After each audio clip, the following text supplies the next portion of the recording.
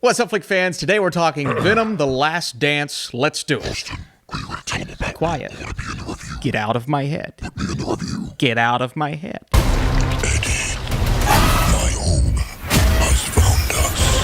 So Eddie and Venom are on the run, hunted by both of their worlds, and with the net closing in, the duo are forced into a devastating decision that will bring the curtains down on Venom and Eddie's last dance. Like the other two, this is PG-13 for intense sequences of violence and action, bloody images, and strong language. I was impressed by how far they pushed it with Venom and Carnage. I'm impressed with how far they pushed it in this third movie, even though, again, and I say this all the time, I do wish these movies were rated R. Imagine how cool the kills could be if they didn't just push the boundary, if they go overboard and deliver some Venom madness. And you may be used to this more jokey style of world and a Venom that likes to make you laugh every now and then, but I've always wanted to see Venom just go all out, be pure evil, and rip people's heads off, which he does, but again, R rating would have been cool. I always get pushback on that, and to that I say, we don't care. Let me tell you something. We don't care. Now, if these movies were great,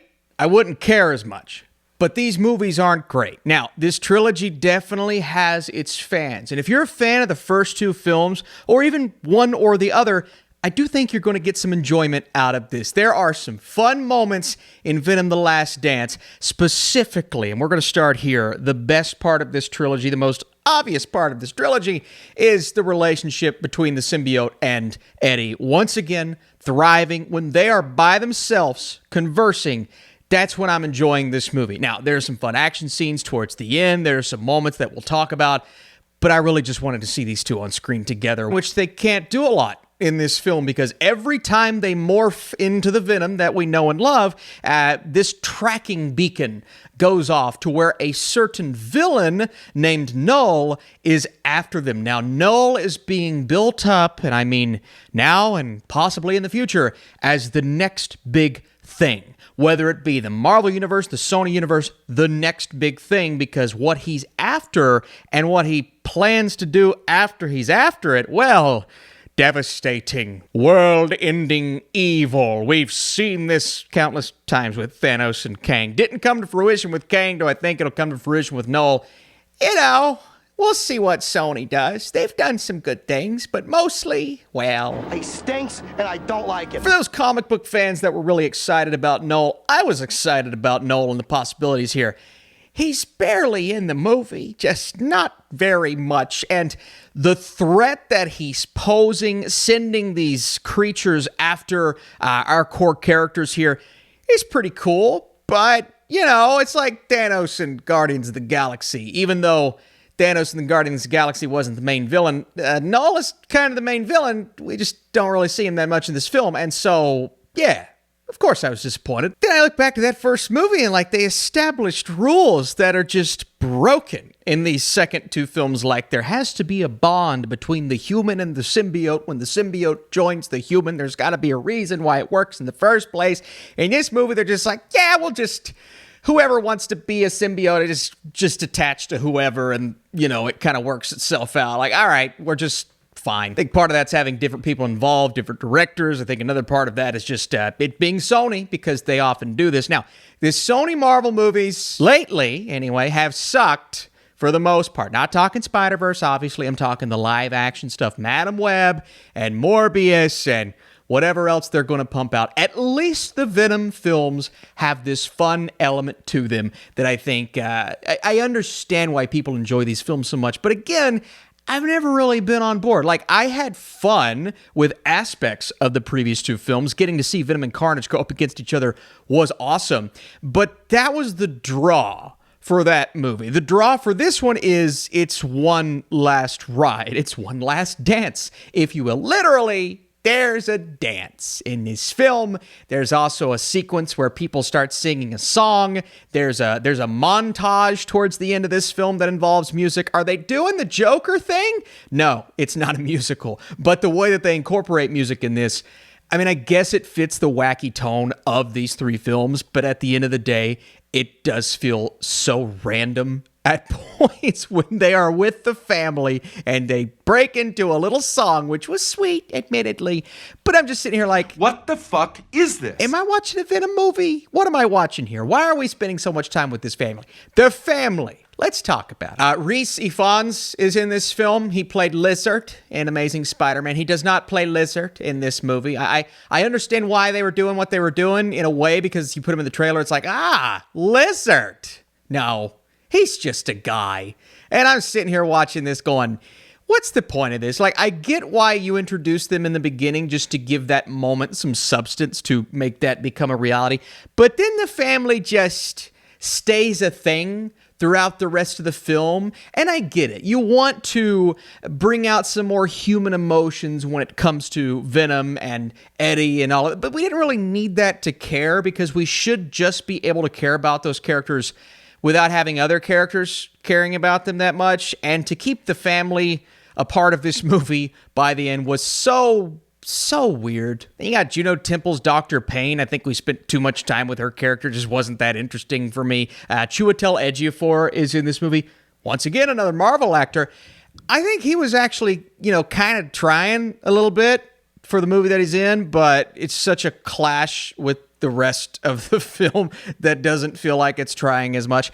And then I want to talk about something that really bothered me as we were going here. The way this film is packaged together, like the motivation of Eddie and the symbiote, the motivation of our characters beyond just trying to escape from these creatures. And understandably, they're being hunted down by two entities. You've got the people on Earth hunting them down and hunting down Eddie for what apparently was retconned from some things that we've seen him in most recently. But also, you've got the space creatures. The space creatures admittedly are scary. They do some things here that were really fun, and they're causing chaos. And it creates a third act that I was having fun with in a way that brought out my inner child. I'm sitting back going, all right, we've got symbiote madness, creature madness, it's action galore. This is what I signed up for with Venom. Would I like it to be more focused on Venom, Venom-centric? Because, that's why we're here. It's his last dance. Yeah, that would have been cool.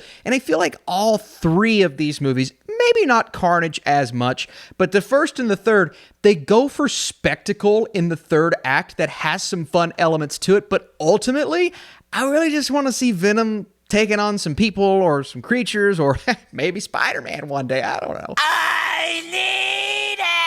I was sitting back disappointed because I wanted to be more vested in this story. It's the trilogy capper. It's the last dance. I keep saying that between the two, and the way that it goes, going to Vegas, spending some time there. I mentioned the dance sequence, which again feels so out of place with the story that we're telling. But it does feel like it belongs in this trilogy, a trilogy that just leans on cheese and the corniness, and a lot of people, they're going to enjoy that. And I think that's comes back to me saying, look, I didn't obviously think this movie's not good. It's not good. Today, Junior! I'm trying to be nice because there are fans of this trilogy and it has some fun elements to it, but you look at the story and the dialogue, and that Eddie symbiote relationship is great, but even Tom Hardy at times, he's just kind of moping through it. He's just kind of moseying through it. I'm just like, this guy's an Oscar-worthy actor, But I got to the end of the second act, and ultimately I didn't feel like a lot had happened. I mean, obviously they're on the run, and the idea of them being a beacon while together, okay, that's pretty cool. Give us some opportunities to be creative here, but they never really relied on that creativity. They just put them in a van with the family, and they start singing just like the weirdest things at times, to where I feel like they could have handled this a lot better than they did. And the direction is flat. The way that we're cutting back and forth. The highlight montage at the end of the film felt so random. And the music that they used, I'm just like, I know I'm supposed to feel here. But it's not because of the montage. Maybe because I like them together. I feel nothing. These Sony superhero movies, they're just a mess. I mean, in a year of mediocrity when it comes to comic book films, for the most part, not all of them, this one definitely stands out as way more fun than some of the others. Like, people aren't going to be walking out of this like they did for Joker Folie à Deux, all right? They're going to stick around because hopefully they know what they're signing up for. So I do think there's going to be enjoyment there. Absolutely. If you love the first two, go check this out. You're going to dig it. If you didn't, and you're more in the camp of me, like, I like certain things, then you're going to like certain things, or you may just hate it. I don't know. I will say this. I like the runtime. 90 minutes is cool. We're not sitting in the theater for 2.5 hours, so you're not investing that much of your time. Also, there are 2 post-credits scenes. You don't want to miss them. I mean, at that point, you got to stay and watch them. But ultimately, one, cool. The other one, I'm like, I'm not excited for that. Before I give you my score, is Venom ever going to fight Spider-Man other than the Tobey Maguire movies? I would love to know that. Also, the ultimate question, what is your favorite Venom movie? If you want to see me rank them or do a spoiler review, drop that like to let me know. If I get enough on this video, then I may do both of those, if you're interested. Gotta get like 500 likes at least, though. Venom The Last Dance incorporates all the elements that make this franchise what it is. It's cheesy, occasionally features an out-of-pocket sequence or two, and it showcases the relationship between our title character and his symbiote beautifully. The biggest mishap here is the jumbled mess of a story as it nonsensically jumps around for 90 minutes straight. It's all over the place, never finds its footing, even if there's fun to be had. Venom Horse was cool. Venom Frog. Some cool Venom creatures in here. Look, I think Tom Hardy is great for this role. These movies just never did what I personally wanted out of them. I want a much darker version of Venom in the future, but this franchise has its fans. Absolutely. If you are a fan, I'd love to know why down below. All right, feel like I've been too negative on comic book movies this year. Thank God for Penguin, X-Men 97. What else? Some good stuff. See you soon. We are Flick Fans.